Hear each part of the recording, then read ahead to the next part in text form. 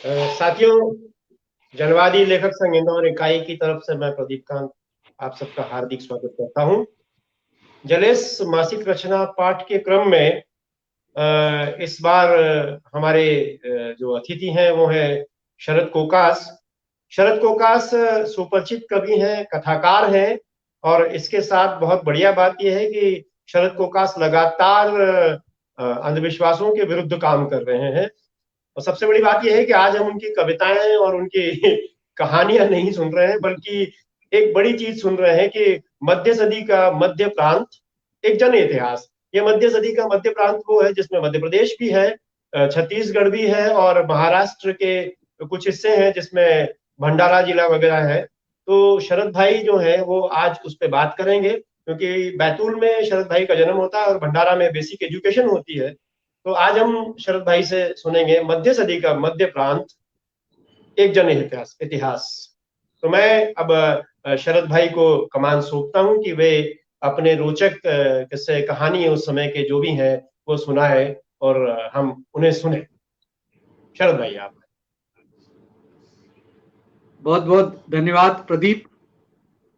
मेरे सारे मित्र जो आज यहाँ पर उपस्थित हैं, सभी को मेरा नमस्कार। और जैसा कि भाई प्रदीप ने कहा कि कविता कहानी आज नहीं सुनाएंगे। अब एक कवि के लिए बड़ी मुश्किल होती है कि उसको कहें कि अब आप कविता कहानी नहीं सुनाओ, भाषण दो। तो मित्रों, मैं भाषण देने की मुझे आदत नहीं है और मैं भाषण देता भी नहीं हूं, लेकिन मित्रों से संवाद करना, उनसे बातचीत करना मुझे बहुत अच्छा लगता है।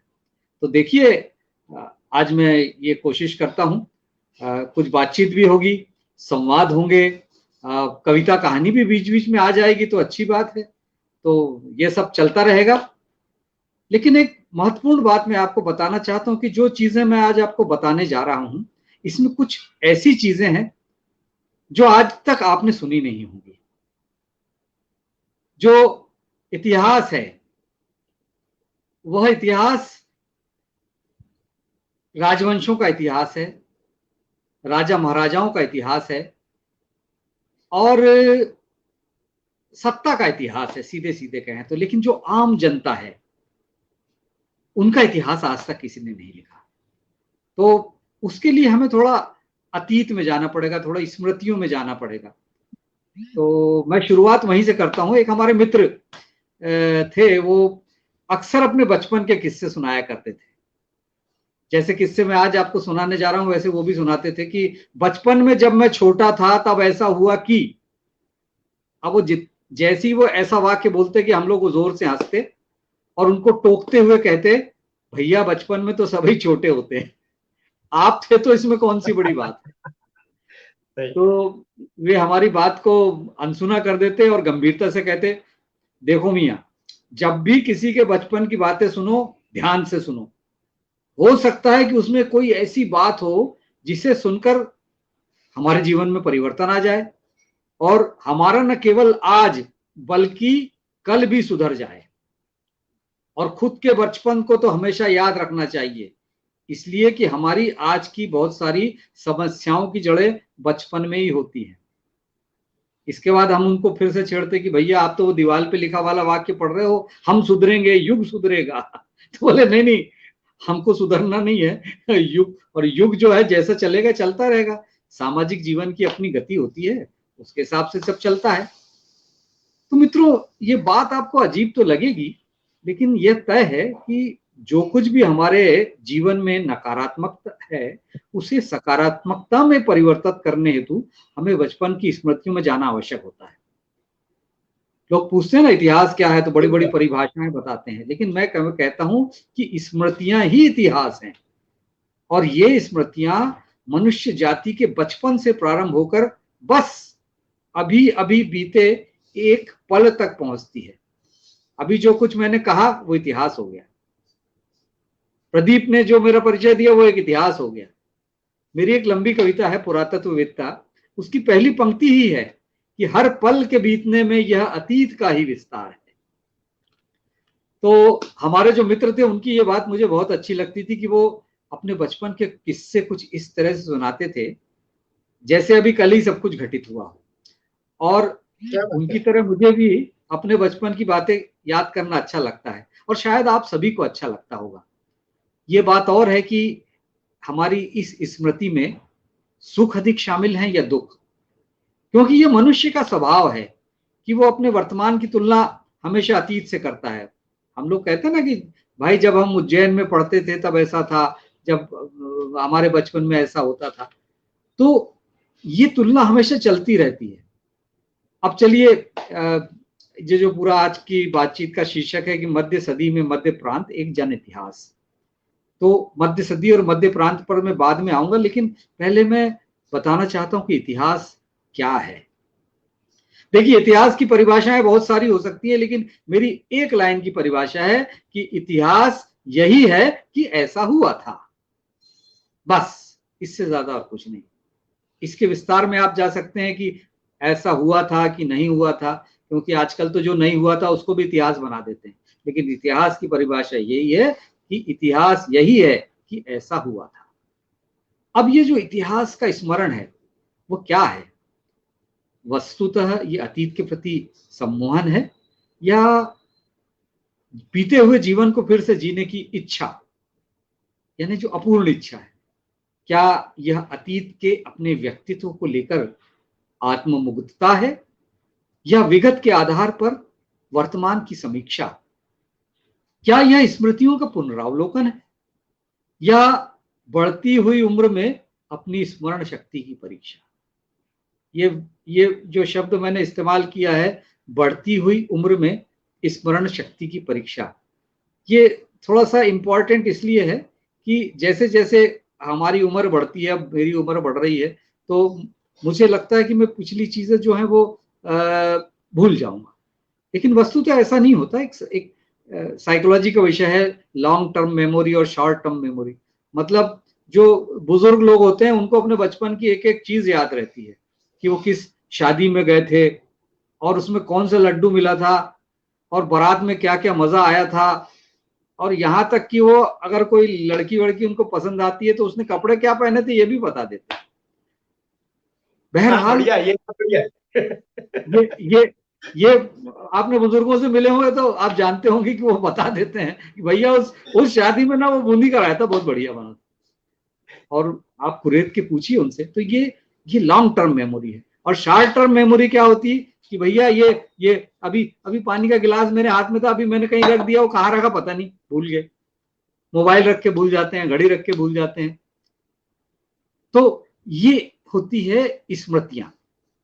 तो आज हम क्या कर रहे हैं? इतिहास को जब हम देखते हैं तो क्या ये स्मृतियों का पुनरावलोकन है, या बढ़ती उम्र में अपनी स्मरण शक्ति की परीक्षा है?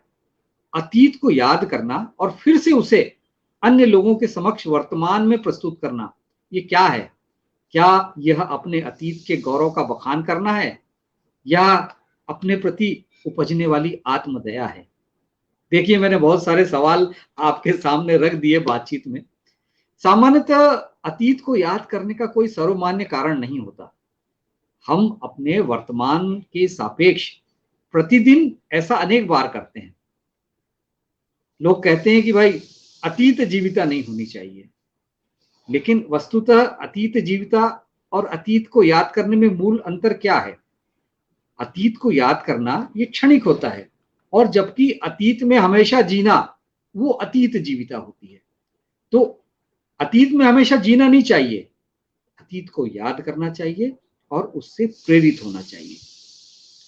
अब एक और गुमान है। देखिए, मैं जो आपको चीजें बता रहा हूं, आप उसको केवल व्यक्तिगत संदर्भ में मत लीजिए, उसे आप राष्ट्र के साथ भी जोड़िएगा, तब आपको समझ में आएगा कि मेरी बात के राजनीतिक संदर्भ भी हैं। ये व्यक्तिगतता नहीं है, ये वस्तुपरकता के अंतर्गत मैं बात कर रहा हूं। अतीत को याद करते हैं तो हमारे भीतर ऐसा गुमान होता है कि हम उस उम्र में सर्वश्रेष्ठ थे। जैसे राष्ट्रवादी सोचते हैं कि हम अपने अतीत में सर्वश्रेष्ठ थे, हमारा जो भारत है वो विश्व गुरु था। हम वर्तमान पीढ़ी में अपने ये देखते हैं कि हम जो अपनी अभी की पीढ़ी है वो उस श्रेष्ठता को नहीं पा सकती। मतलब सरल शब्दों में कहें तो हम अपनी पीढ़ी से बोलते हैं बच्चों से, देखो हम अपनी उम्र में जैसे थे ना, तुम लोग वैसे नहीं हो सकते, हम इतना काम कर लेते थे, हम इतना पढ़ लेते थे, हम इतना पैदल चल लेते थे, हम इतनी वर्जिश कर लेते थे, तुम लोग कुछ नहीं कर सकते, मोबाइल में बैठे घुसे रहते। तो ये क्या होता है कि जब हम अतीत का स्मरण किसी को दिलाते हैं तो वो कभी कभी आत्महीनता का एहसास भी कराता है।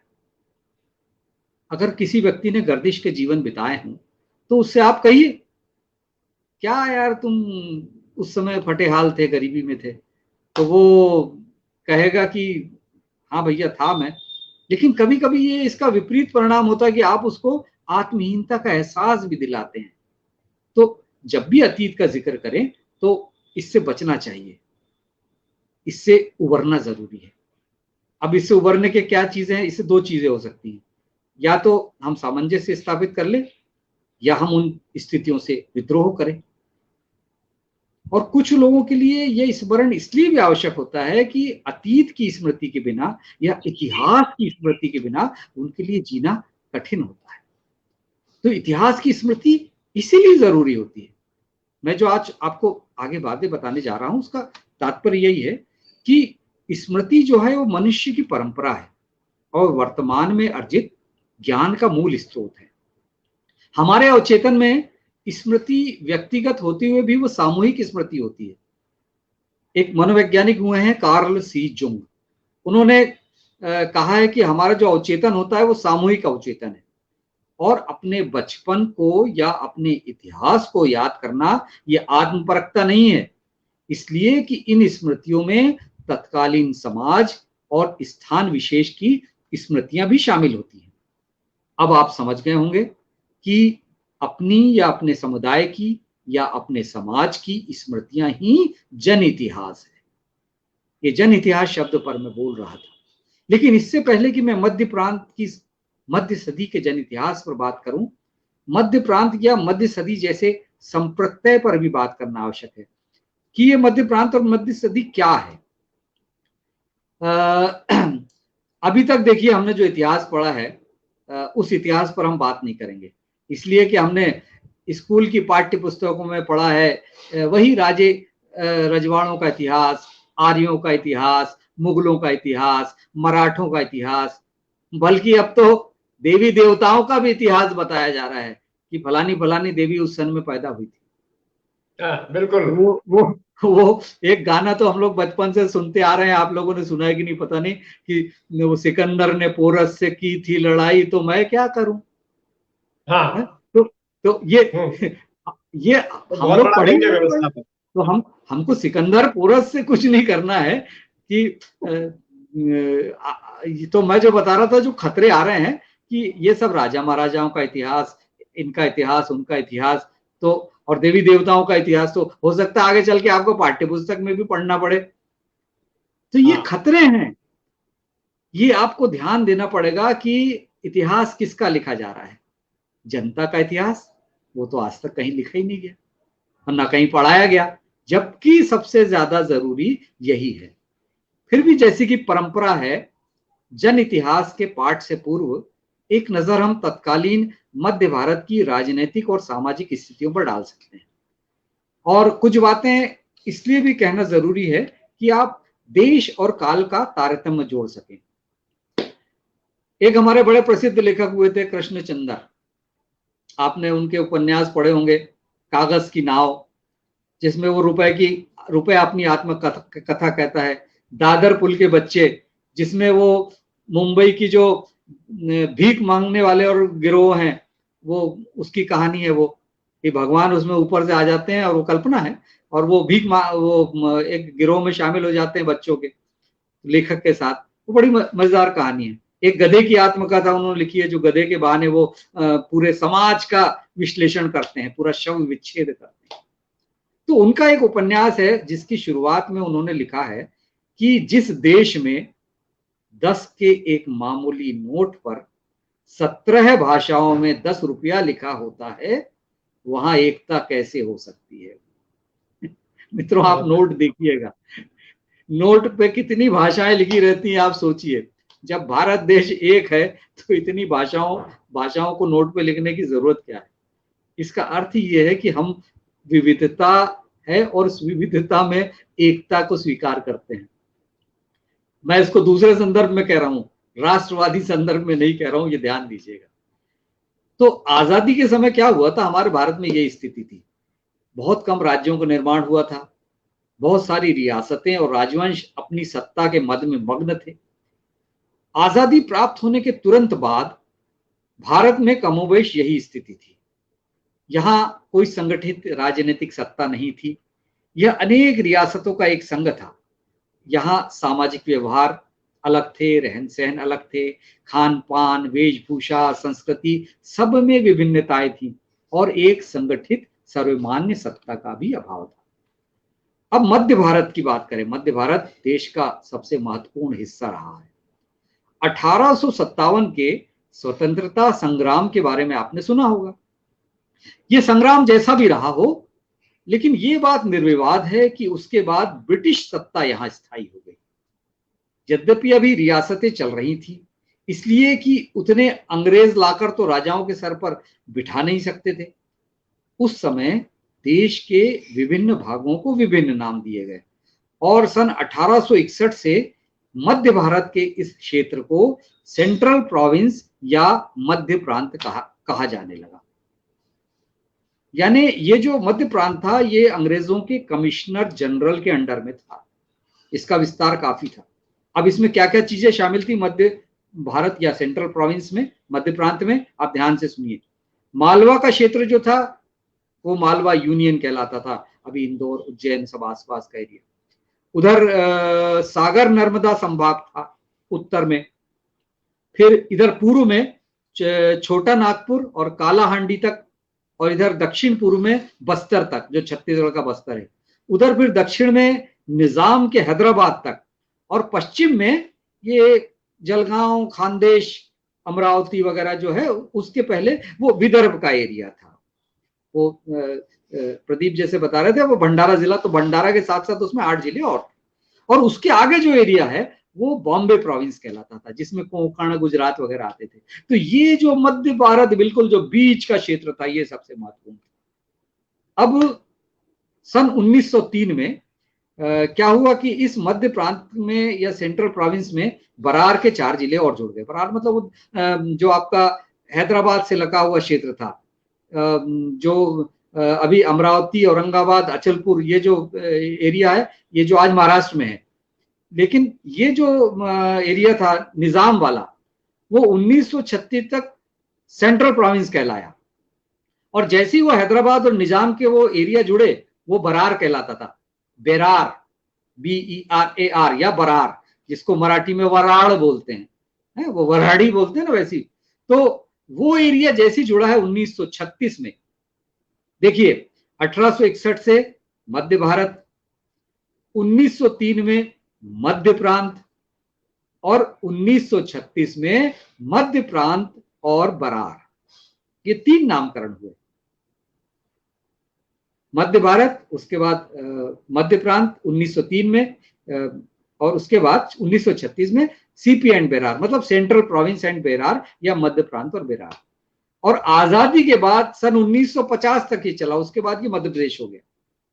वो वाला मध्य प्रदेश नहीं जो आज है, ये 1950 से 1956 तक ये मध्य प्रदेश कहलाया।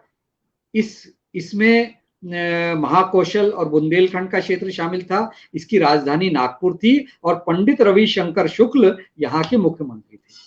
नागपुर थी यहाँ की राजधानी। और उसके बाद इस तरह से हम देखते हैं कि जो ये महाराष्ट्र और मध्य प्रदेश के गठन से पूर्व 1956 में मध्य प्रदेश बना, 1961 में जो महाराष्ट्र, उसके पहले तक ये जो क्षेत्र था, इसमें मालवा, निमाड़, उधर बुंदेलखंड, बघेलखंड, छत्तीसगढ़, महाराष्ट्र का विदर्भ क्षेत्र और दक्षिण में हैदराबाद का क्षेत्र, ये सब आता था। अब इन सब क्षेत्रों में मिलीजुली संस्कृति चल रही थी। इंदौर में होलकर थे, बस्तर में राजा थे भंजदेव, इधर दक्षिण में निजाम थे, विदर्भ में भोंसले थे। ये लगभग पूरे प्रांत में ये स्थिति थी। और भाषाएं कैसी थी? कहीं हल्बी थी, कहीं मालवी थी, कहीं भाषा, कहीं बीगियो, उधर कहीं छत्तीसगढ़ी थी, कैसे दाऊ, कहीं निमाड़ी, कहीं खानदेशी, कहीं दखनी। ये स्थानीयता के अनुसार सब में परिवर्तन हो रहे थे। वैसे तो ये भाषा के विज्ञान और इतिहास का विषय है, लेकिन हम शोध करें तो देख सकते हैं कि किस तरह एक भाषा के शब्द दूसरी भाषा के क्षेत्र में आवागमन करते हैं। जैसे कि मराठी में कहते हैं मला दे, तो छत्तीसगढ़ी में कहते हैं मोला दे, यानी मुझे दे। मला दे, मोला दे, मुझे दे। वैसे मराठी में कहते हैं तुला काय हवं, मतलब तुझे क्या चाहिए, तो छत्तीसगढ़ी में कहेंगे तोला काय हावे। अब उधर दक्षिण महाराष्ट्र के सोलापुर क्षेत्र में जाइए, तो वहां की मराठी आप सुनेंगे तो आपको लगेगा जैसे वो तेलुगु बोल रहे हैं। अरे कोड़े गेली हो राक्षी ताकित्य में आगे गेली, यानी वो ऐसा लगेगा कि आपको कुछ मराठी नए तरह की बोल रहे हैं। मालवा में ही आप देख लीजिए, आप उज्जैन इंदौर में जो मालवी बोली जाती है, जैसे जैसे राजस्थान के करीब आप जाएंगे तो वो अलग हो जाती है। मारवाड़ी अलग है तो मेवाड़ी अलग है। तो मित्रों, ये राजा रजवाड़े आते जाते रहते हैं, रियासतें बनती बिगड़ती रहती हैं, उनके षड्यंत्र चलते रहते हैं। वो होता रहता है, तुकोजीराव होलकर प्रथम, तुकोजीराव होलकर द्वितीय, तुकोजीराव होलकर तृतीय। 16 नदियों का पवित्र जल इन राजाओं के सिर पर डालकर ऐसे राज्याभिषेक होते रहते हैं, मंत्र पढ़े जाते रहते हैं। फिर जब ये गद्दी पर बैठते हैं तो अपने नाम के सिक्के जारी करते हैं। मैं उज्जैन में पढ़ रहा था, प्राचीन भारतीय इतिहास संस्कृति पुरातत्व में जब एमए कर रहा था, तो उस वक्त दंगवाड़ा में हम लोगों ने डॉक्टर वाकणकर के अंडर में पुरातत्व की खुदाई की। डॉक्टर वाकणकर का आपने नाम सुना होगा, वो जिन्होंने भीमबेटका गुफाओं की खोज की थी। तो उस समय दंगवाड़ा में हमको मालवा के ताम्राश्म युगीन काल के अनेक अवशेषों के साथ बहुत सारे पुराने सिक्के भी मिले। तो सिक्कों पर जो मैंने एक कविता लिखी थी, उसकी 8-10 लाइनें आपको सुनाना चाहता हूं। वो लंबी कविता का अंश है कि इन अवशेषों में है कुत्तों की हड्डियां, मछलियों के कांटे। इन अवशेषों में है कुत्तों की हड्डियां, मछलियों के कांटे, रोटी के स्वप्न जो मेहनत ने बांटे, बैलगाड़ी, रथ और इक्के, धातु के सिक्के, सिक्कों पर एक से नाम वाले राजाओं के एक से चेहरे, चेहरों से टपकती अनंत वासनाएं, जो हैं उससे अधिक पाने की लालसाएं। देह की गुफा में हवस के चित्र, अरी मित्र अरी, अरी अरी मित्र। मतलब दुश्मन का मित्र हमारा दुश्मन, दुश्मन का दुश्मन हमारा मित्र। देह की गुफा में हवस के चित्र, अरी मित्र अरी, अरी अरी मित्र। जीवन के अनुभव कुछ कड़वे कुछ खट्टे, और भूख के आंगन में स्वाद के सिलबट्टे। तो मित्रों, अलग अलग राज्यों के राजा अलग अलग भले हों, लेकिन इन राज्यों की जनता कभी अलग नहीं रहती। यहां रहने वाले आम जन, आम आदमी एक से रहते हैं। उनकी सुख दुख की भाषा एक रहती है, उनके दुख एक से रहते हैं, उनकी भूख एक सी रहती है, उनके आंसू एक से रहते हैं। किसी ने कहा है कि tear constitutes the international language. Doctor Kemkar Ujjain में विक्रम विश्वविद्यालय के इंग्लिश विभाग के एचओडी थे, वो कहते थे कि जो आंसू हैं वो वैश्विक भाषा है। तो देखिए, ये एक आम आदमी के मन के विचार हैं। उसकी इच्छा तो यही होती है कि उसे अलग अलग नामों से, अलग अलग भाषा से, अलग अलग पहनावे से न जाना जाए, कि ये मराठी है, वो गुजराती है, ये बंगाली है, वो बिहारी है, वो मद्रासी है, वो पंजाबी है। आप कहाँ को बिलोंग करते हैं? अक्सर ये सवाल पूछते हैं। तो लोग कहते हैं कि मैं महाराष्ट्र को बिलोंग करता हूँ, मैं साउथ को बिलोंग करता हूँ। कभी कोई ये नहीं कहता कि मैं इसी दुनिया को बिलोंग करता हूँ। तो मित्रों, हमें ऐसा बना दिया गया है, और ऐसा इसलिए बना दिया गया है कि सत्ता यही चाहती है कि आपकी पहचान अलग अलग हो, अलग अलग जाति हो, अलग अलग धर्म हो, अलग अलग क्षेत्रीयता हो। इसलिए कि वो कहता कि ये उत्कृष्ट प्रशासन की मांग है। We are doing this for good governance, good governance. और ऐसा कहकर सत्ता सबको अलग अलग खानों में बांट देती। इसीलिए फिर मुंबई से यूपी बिहार वालों को भगा दिया जाता है, असम से वहां पर सदियों से रहने वालों को भगाया जाता है, दक्षिण से उत्तर वालों को भगाया जाता है, उत्तर से दक्षिण वालों को भगाया जाता है। बाकी इन दिनों अपने देश से किसको भगाने का षड्यंत्र चल रहा है वो आप सब अच्छी तरह से जानते हैं। बहरहाल इतिहास ये बताता है कि इस तरह भारतीय गणराज्य के अस्तित्व में आने के बाद से ही 1953 में जस्टिस फजल अली की अध्यक्षता में गठित राज्य पुनर्गठन आयोग द्वारा भाषावार राज्यों के गठन की प्रक्रिया प्रारंभ हो गई। अब देखिए ये राज्य कैसे बने अपने देश में, इस पर एक संक्षिप्त रूप से इतिहास पर मैं बात करना चाहता हूं। ये हुआ कि उनका कहना था कि देश की जो संस्कृति है और मिली जुली संस्कृति है, इसके आधार पर हम भौगोलिकता को देखते हुए भाषा और संस्कृति के आधार पर राज्यों का गठन नहीं कर सकते। ये बहुत कठिन कार्य है, वे मानते थे, लेकिन भाई उनको दायित्व सौंपा गया था। तो इस क्रम में क्या हुआ कि 1 नवंबर 1956 को मध्य प्रांत की बहुत सारी रियासतों को मिलाकर नए मध्य प्रदेश का गठन किया गया। ये नया मध्य प्रदेश कहलाता था उस 1 नवंबर 1956, और इसमें मध्य भारत और विंध्य प्रदेश भी शामिल हो गया। उस समय महाराष्ट्र का गठन नहीं हुआ था, लेकिन महाराष्ट्र का जो बहुत सारा भाग था वो बॉम्बे प्रेसिडेंसी या मुंबई राज्य के अंतर्गत आता था। और मध्य प्रदेश में के जो दक्षिण था, दक्षिण में कौन कौन से जिले थे? भंडारा, नागपुर, अकोला, अमरावती, वर्धा, चंद्रपुर, बुल्ढाना और अमरावती। ये जो 8 जिले थे, इनको भौगोलिकता के आधार पर विदर्भ कहा जाता है। तो राज्य गठन आयोग द्वारा यह सिफारिश की गई कि भाई विदर्भ के 8 जिले को मध्य प्रदेश और मुंबई प्रांत से अलग कर एक पृथक राज्य बना देना चाहिए। लेकिन उस अनुशंसा पर किसी ने ध्यान नहीं दिया गया। उस समय तो उन्होंने यही कहा कि भाई एक मध्य प्रदेश बनेगा और बाकी बॉम्बे प्रेसिडेंसी है। तो ये चलता रहा। राज्यों के गठन पर जब बात होती है तो राजनीतिक सत्ता जो है वो सदैव निवासियों की उपेक्षा करती है।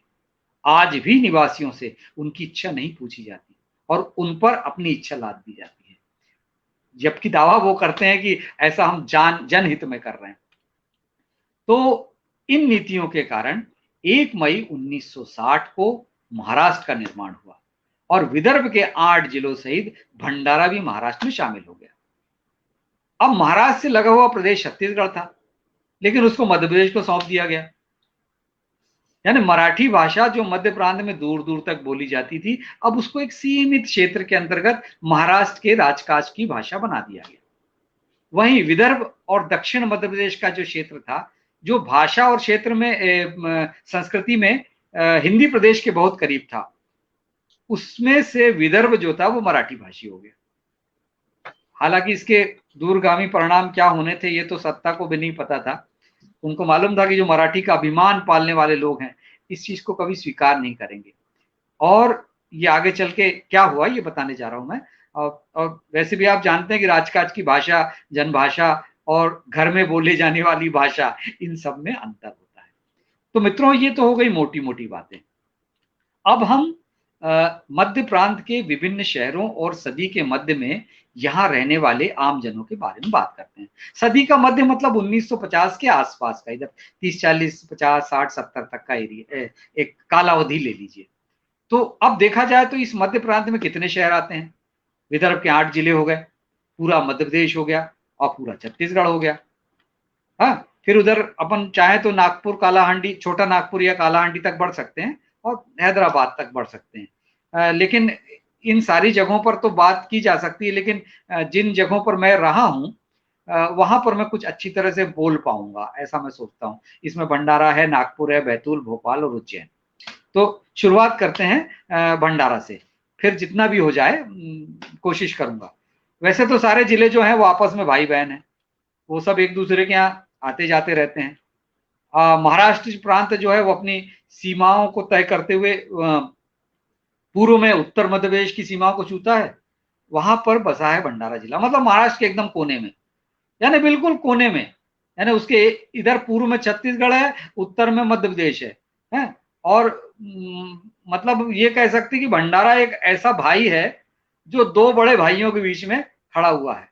मतलब कभी कभी ऐसा लगता है कि बाप ने जैसा बेटे से कहते हैं ना कि बड़े हो गए हो अब घर जाओ, तुम अपनी जिम्मेदारी खुद संभालो, अलग घर में रहो, तो जैसे बाप ने बेटे को अलग कर दिया उस तरह से भंडारा अलग हो गया। तो ये है भंडारा जिला। जब बचपन के दिनों में ये मैं जानता था, उस समय बड़ा छोटा सा कस्बा था और उसको भंडारा को चावल का भंडार कहते थे। वहां की जो गलियां हैं उसमें पीतल के बर्तनों के निर्माण के छोटे छोटे कारखाने थे और उनके सामने से जब गुजरते थे तो वो पीतल के बर्तनों को चमकाने, उनको आकार देने के लिए उनको पीटा जाता था। ऐसा एक बर्तन रख लिया जाता था और एक लकड़ी की हथौड़ी होती थी, उसमें लकड़ी रहती थी सामने, उससे पीट पीट के उसको शेप देते थे। पीतल के कारखानों में पहले तो पीतल बनता था, अब पीतल बनने का बड़ा एक सिंपल सी प्रोसेस है। 60% जिंक और 40% उसमें कॉपर मिलाते हैं और उसको 2000 डिग्री सेंटीग्रेड पर पकाते हैं एक मिट्टी के ऐसे सकोरे में, उसमें एक ही छेद रहता है और जब वो पिघल के गल जाता है तो अलाय जो होता है वो पीतल बन जाता है। फिर ऐसी पट्टी टाइप की ऐसी गोल निकलती है, उसको फिर ठोक पीट के उसके बर्तन बनाते हैं। आजकल तो सब मशीनों से होने लगा, लेकिन वो समय था जब हाथ से पीट पीट के किया जाता था। तो ये जो वहां के लोग थे वो पीतल का काम करते थे और बीड़ी का काम करते थे। तो ये दो बड़े मशहूर उस समय के उद्योग थे भंडारा के। तो बहुत सारे गांव भी थे वहां पे। वो पीतल के बर्तनों से मुझे याद आया कि हम लोग हमारे बचपन में लोग बोलते थे कि जब वो उसको ऐसा ठोकते हैं पीतल के बर्तन को तो भंड भंड आवाज आती थी, उससे उसका नाम भंडारा हो गया। ऐसे बहुत सारे किस्से हैं। वो वैनगंगा नाम की नदी वहां से बहती है। तो वो कहते हैं कि जब अंग्रेज आए थे यहाँ पे तो उन्होंने वो देखा कि वो अब एक धार्मिक परंपरा थी, ऐसे दिए लेके औरतें जा रही थी वो नदी के पास, वो नदी में दिए को सिरा रही थी। तो किसी अंग्रेज ने पूछा what this people are doing, ये लोग क्या कर रहे हैं। तो उनका जो कारिंदा था, कोई जो उनका ड्राइवर वाइवर टाइप का, या उनके जो अर्दली रहते थे उससे पूछा, वो हिंदुस्तानी था। तो उसने कहा कि सर ये कोई नहीं, ये लोग दारू उतार रहे हैं, वो दारू को उतारते हैं लोग। तो उसको दारू शब्द समझ में आ गया, वाइन, और नदी शब्द समझ आ गया, गंगा। वो हर नदी को गंगा बोलते थे अंग्रेज लोग। तो उसने कहा ओ वाइन इन गैंगेस, और वाइन इन गैंगेस से वो हो गया वैनगंगा। जैसे कलकत्ता की भी कहानी है ना, वो एक आदमी घास काट रहा था तो उसने पूछा what is the name of this place. तो अंग्रेज उसने पूछा तो वो अगले आदमी को समझ में नहीं आता था ये अंग्रेज पूछ क्या रहा है। वो पूछ रहा था इस जगह का नाम क्या है, what is the name of this place. तो जो घास काटने वाला था उसको लगा कि ये पूछ रहा है ये घास कब कटा। तो उसने कहा साहब कल कटा। Oh the name of this place is Calcutta. वो कलकत्ता हो गया। तो ये ऐसी कहानियां हैं, किस्से हैं ये, इसमें सच और झूठ मत ढूंढिएगा। तो बहरहाल भंडारा की हम बात करते हैं तो उस समय शहरी संस्कृति जो थी वो ग्रामीण संस्कृति के बहुत करीब थी और ये सह अस्तित्व एक चलता रहा। हर शहर शहर बनने के पहले गांव होता है, ये शहर एक साथ नहीं आते, ये एक कल्चर है। जैसे हड़प्पा और मोहनजोदड़ो की हम बात करते हैं तो उसमें भी शहरों का और गांवों का सह अस्तित्व रहा। तो आज हमको भले ही शहर और गांव, आधुनिक शहर और गांव के बीच में अंतर कम दिखाई दे, लेकिन 20वीं सदी का जो पूर्वार्ध था उसमें ये अंतर न्यूनतम था। ये धीरे धीरे ये विकास कर रहा था। अब महाराष्ट्र निर्माण जब हुआ तो जैसा कि मैंने आपको बताया कि जनता वो चीजों को स्वीकार नहीं करती। जनता कभी नहीं चाहती कि जो राजनीतिक निर्णय हम पर डाले जा रहे हैं वो थोप दिए जाएं हम पर। थोपा नहीं जाता मित्रों। और जितने आप तो देख रहे हैं अच्छी तरह से आप पर कितनी सारी चीजें थोपी गई हैं और पिछले कुछ सालों से तो लगातार थोपी जा रही हैं।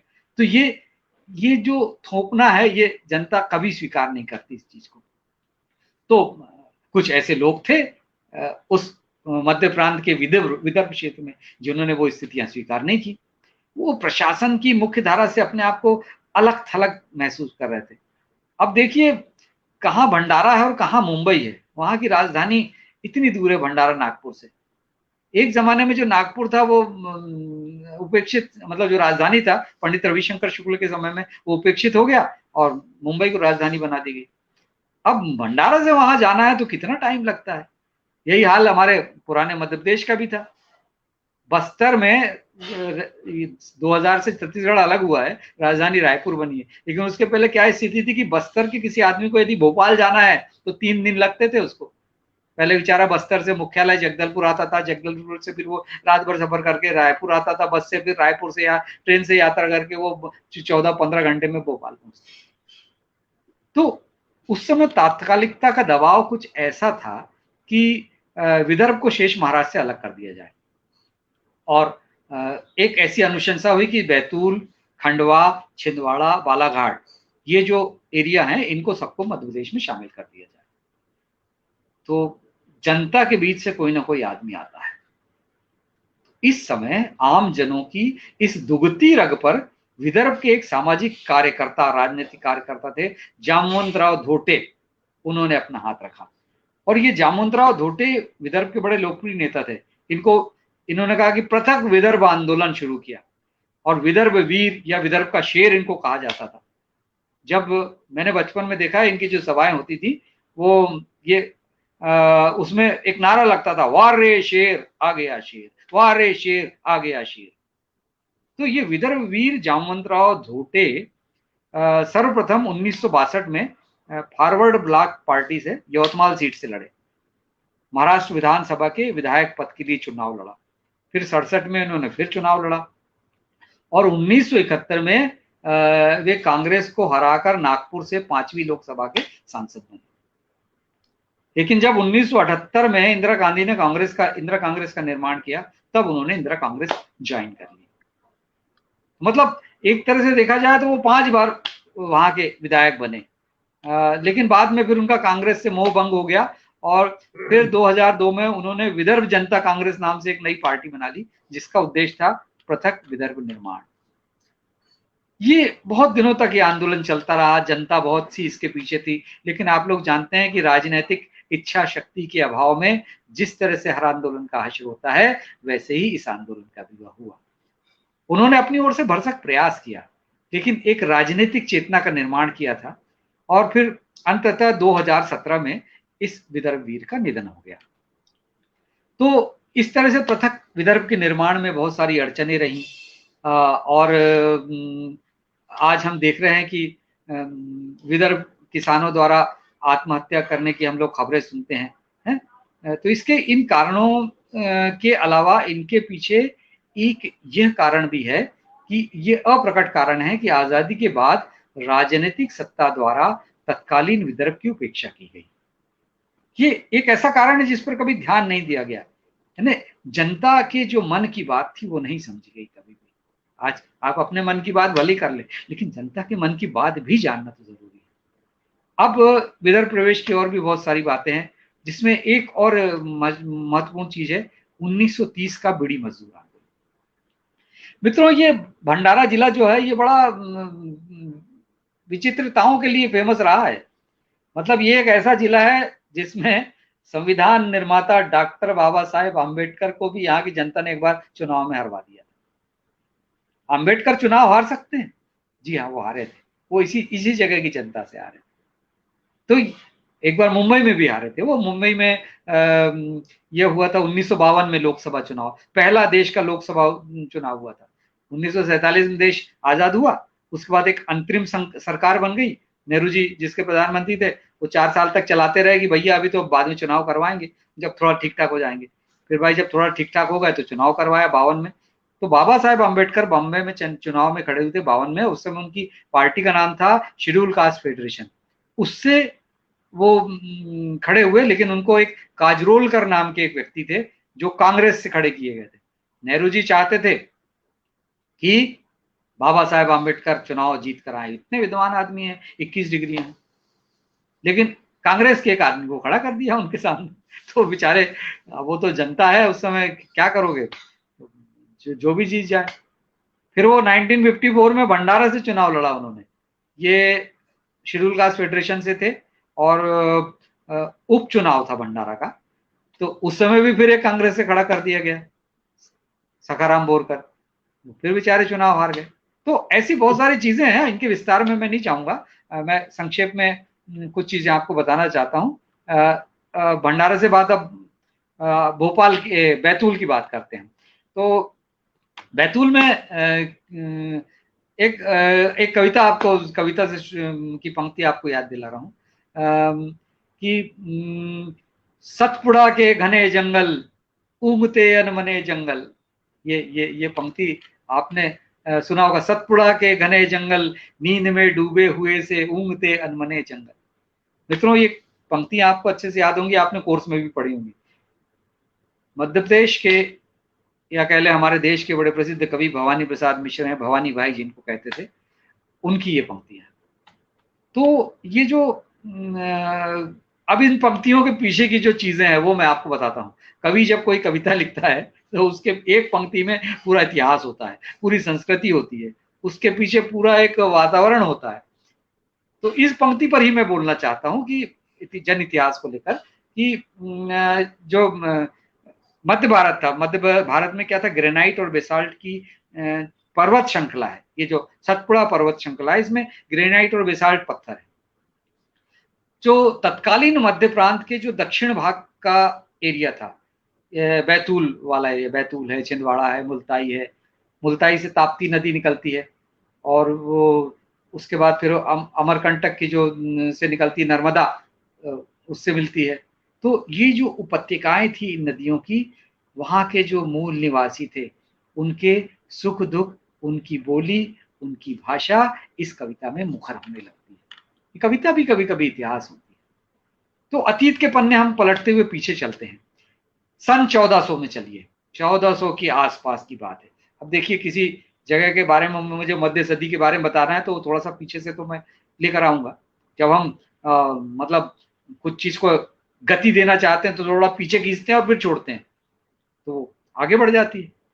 तो 1400 के आसपास क्या था, जंगली हवाओं में घुली आदिम गंध, सागौन वनों की नमी, ठंड से ठिठुरते पात गात, ये सब बैतूल को उसकी आदिम पहचान दे रहे थे।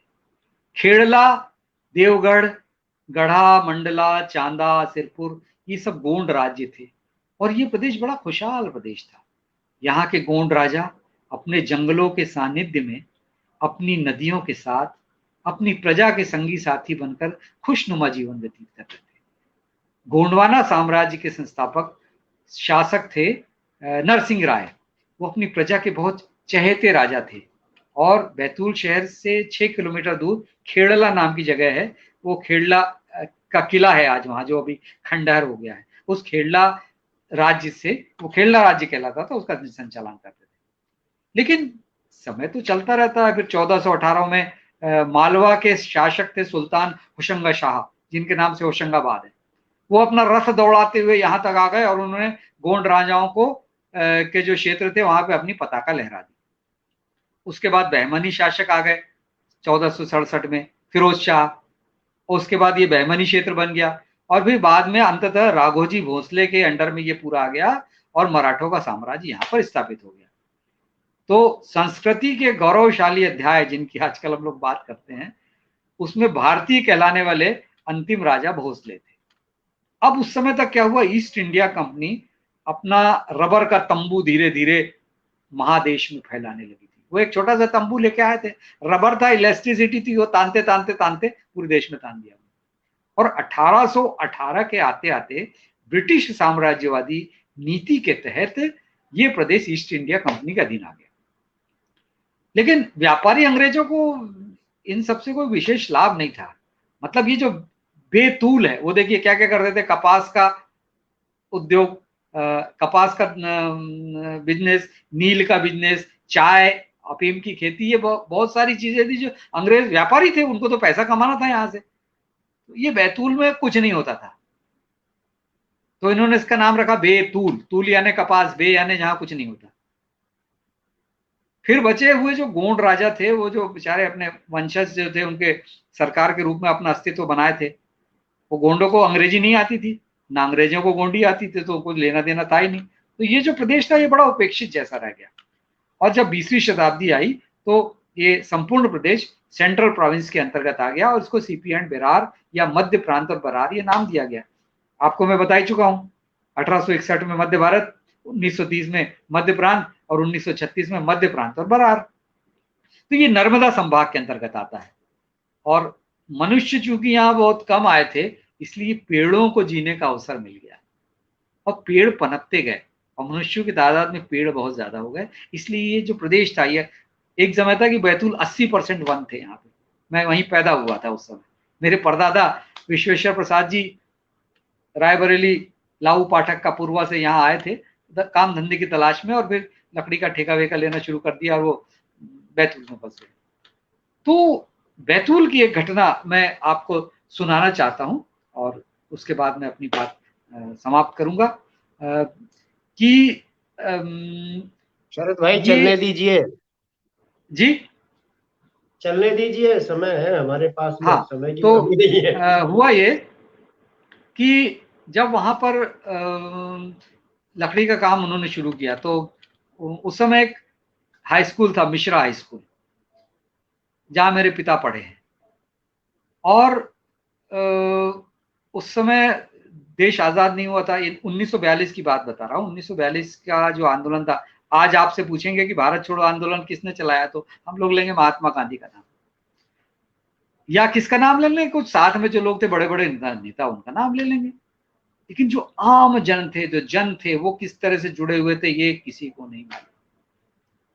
तो ये संयोग की बात है कि हिंदी के सुप्रसिद्ध कवि भवानी प्रसाद मिश्र इस हाई स्कूल में हेडमास्टर बनकर आ गए, मिश्रा हाई स्कूल में। तो भवानी दादा उस समय युवा थे और गांधी जी से बहुत प्रेरित थे। उनके बारे में कहा जाता है वो गांधीवादी कवि हैं। वो उनकी प्रेरणा से स्कूल की गतिविधियों के साथ साथ लोगों ने स्वतंत्रता आंदोलन में, बच्चों ने रुचि लेना शुरू की। उन्होंने इतवारी बाजार में एक मकान किराए से ले लिया और युवाओं और बच्चों को संगठित करना शुरू कर दिया। ये मैं जहां पैदा हुआ था उससे 4 घर बाद ये मकान था। तो भवानी प्रसाद मिश्र के साथी कौन कौन थे, आप देखिए, जनता के बीच के लोग।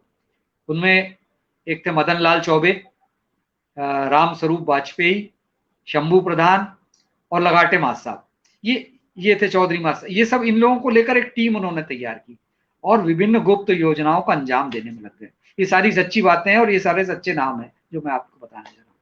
तो इनमें कौन कौन से प्रमुख काम थे? अंग्रेज सरकार के खिलाफ प्रदर्शन करना, जुलूस निकालना, जहां पर अन्याय दिखे वहां उस अन्याय का विरोध करना और अंग्रेज अधिकारियों के खिलाफ नारे लगाना। उन्होंने एक टीम स्कूल के छात्रों को लेकर भी बनाई। अब इसमें कौन कौन से छात्र थे? मेरे पिता उस समय 7वीं क्लास में पढ़ते थे, जगमोहन कोकास, और रमेश वाजपेयी, रमू, अभी भोपाल में रीजनल कॉलेज के निवर्तमान प्रोफेसर हैं, डॉक्टर रमेश वाजपेयी, रमू, और कोमल सिंह, राम मूर्ति चौबे, ये सारे के सारे बच्चे थे। तो आपने बड़े बड़े लोगों के नाम तो सुने होंगे, इतिहास के स्वतंत्रता संग्राम सेनानी, बच्चों के नाम नहीं सुने होंगे। तो ये बच्चों के नाम मैं आपको बता रहा हूँ। ये सारे लोगों का इतिहास में कहीं उल्लेख नहीं है। ये बच्चे बहुत छोटे थे लेकिन जज्बा बड़ा गजब का था। वे देखते थे अपने पिताओं को, चाचाओं को, घर के लोगों को अंग्रेजों के हंटर से पिटते हुए। आतंक तो था ही अंग्रेजों में। तो उनका जो बाल मन था वो उद्वेलित हो जाता था। ये देश प्रेम का जो जज्बा उनके अनुभव से उपजा था। तो ये जाहिर है कि शोषण के खिलाफ लड़ने की समझ पैदा करने के लिए उम्र का कोई बंधन नहीं होता। ये बच्चे भवानी दादा और उनकी टीम के लोगों के लिए काम करते थे, जासूसी वाला काम करते थे। क्या करते थे? सूचनाएं ले जाने का काम, आंदोलन की सामग्री पहुंचाने का काम। अब बच्चों पर अंग्रेजों की नजर जरा कम रहती थी, इसलिए सारे काम आसानी से हो जाते थे। तो एक घटना 9 अगस्त 1942 की जो आपको बताना चाहता हूं, ये किस्सा नहीं है, बिल्कुल सच्ची घटना है। उस दिन पहले से सारी तैयारियां चल रही थी। गांधी जी के आह्वान पर अंग्रेजों के खिलाफ प्रदर्शन करने और जुलूस निकालने के लिए कचहरी की जो बिल्डिंग थी वहां तक जाना था, मतलब, और वहां से यूनियन जैक उतार कर उस पर तिरंगा लगाना था। ये उनका टारगेट था उस दिन का।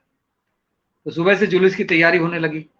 तो जुलूस के लिए अब जो इकट्ठा हो रही थी भीड़, वो सब पहले से तय था। प्रस्थान के पहले ये सब जो बच्चे थे ये सारी सूचनाएं पहुंचा देते थे, कहाँ पे जमा होना है, कहाँ से निकलना है, कैसे कैसे आगे बढ़ेंगे।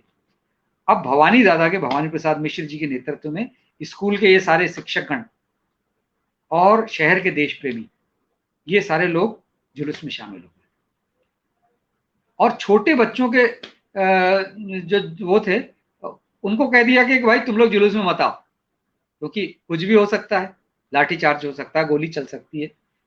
लेकिन बच्चे थे, बच्चों को रोक कौन सकता, उनको तो सबसे पहले जुलूस अच्छा लगता है। आज भी हमारे देश में देखिए आप, जब जुलूस निकालना है तो सबसे पहले सरकारी स्कूल के बच्चों को जोता जाता है, निकालो रे जुलूस, परिवार नियोजन का जुलूस बच्चे निकाल रहे हैं हम।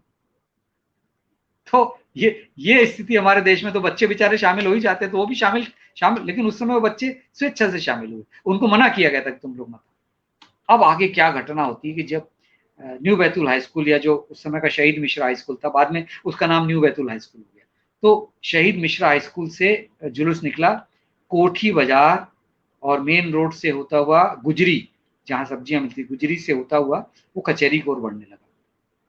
जैसा कि हम आजाद भारत में देखते आए हैं, पुलिस वाले भी डंडे लिए जुलूस के साथ चल रहे थे।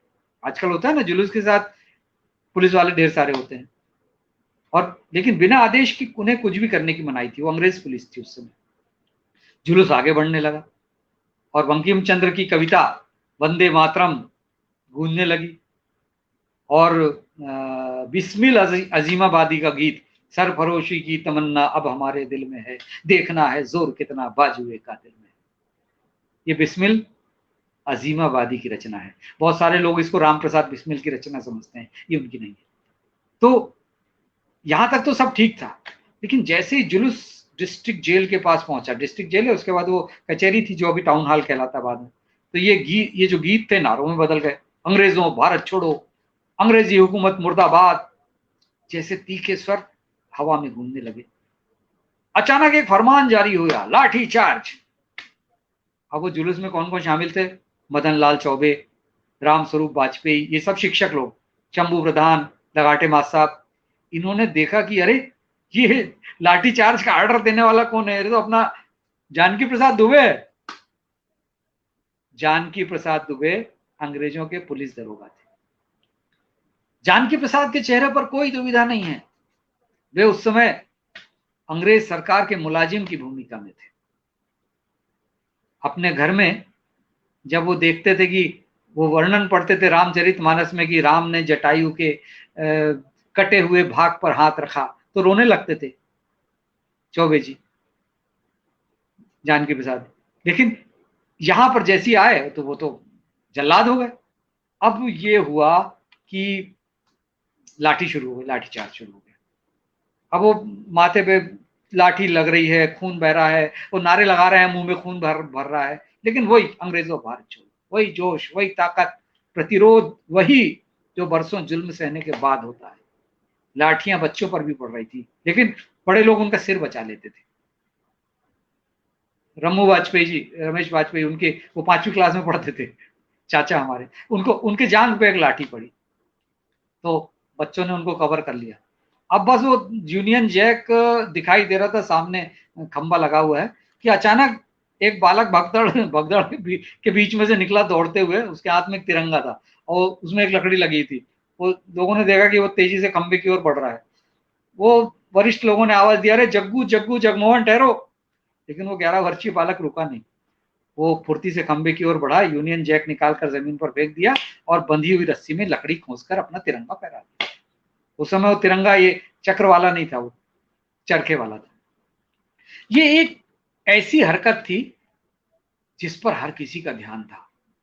ये तो इसी से तो बचाना चाह रहे थे अंग्रेज सरकार कि झंडा नहीं फहराए, लेकिन जो अंग्रेज वहां पे लाठी चार्ज कर रहे थे उनके पास बंदूक नहीं थी।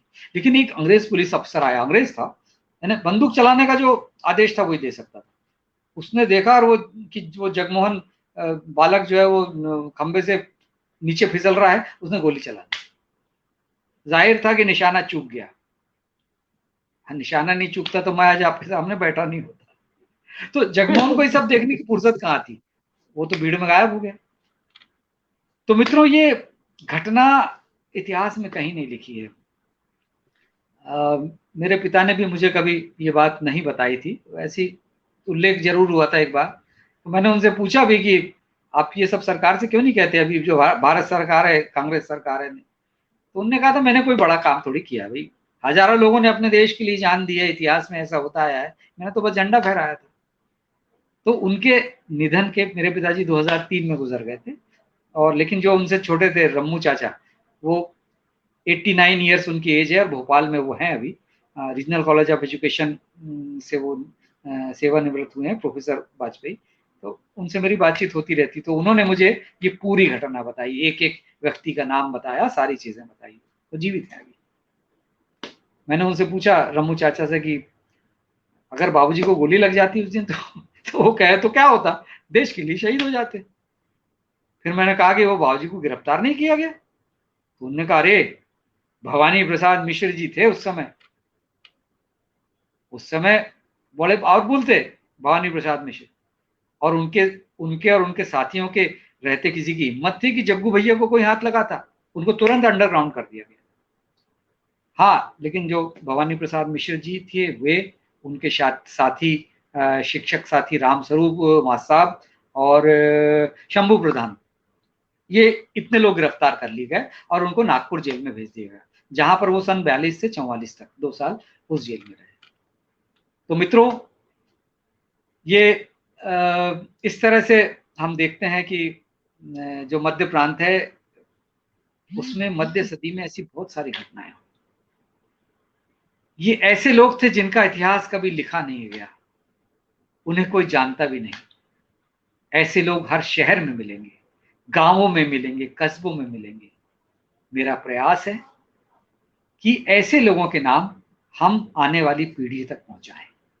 भला ही उन लोगों ने कभी नाम की परवाह नहीं की, उन्हें कोई ताम्र पत्र ना मिला हो, उनको कोई सरकारी तमगा ना मिला हो, लेकिन हम ऐसे लोगों की बातें आगे की पीढ़ी तक पहुंचाएं। इतिहास यही लोग रचते हैं, इतिहास की किताबों से बाहर रहकर भी यही लोग रचते हैं।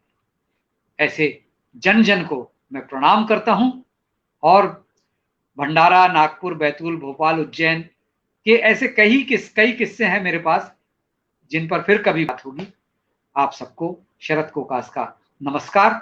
आप सबने ध्यानपूर्वक मेरी बातें सुनी, इसके लिए बहुत बहुत धन्यवाद। साथियों, शरद भाई को यदि हम और सुने तो शायद बहुत सारा समय हमारे पास कम पड़ जाए, क्योंकि ये तो अभी बैतूल तक ही आए हैं। इसके आगे भी इनके पास किस्से हैं, उज्जैन के, भोपाल के, और उसके बाद नौकरी के भी किस्से हैं। तो चूंकि ये लगातार काम कर रहे हैं और इसके बहाने बहुत सारी चीजें जो हैं इसमें आई हैं, इतिहास को रचने वाले लोग जो हैं वो इतिहास की किताबों के बाहर ही हैं। एक बहुत बड़ी महत्वपूर्ण बात है।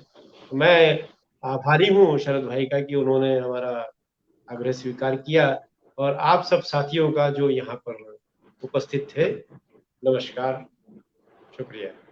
नमस्कार।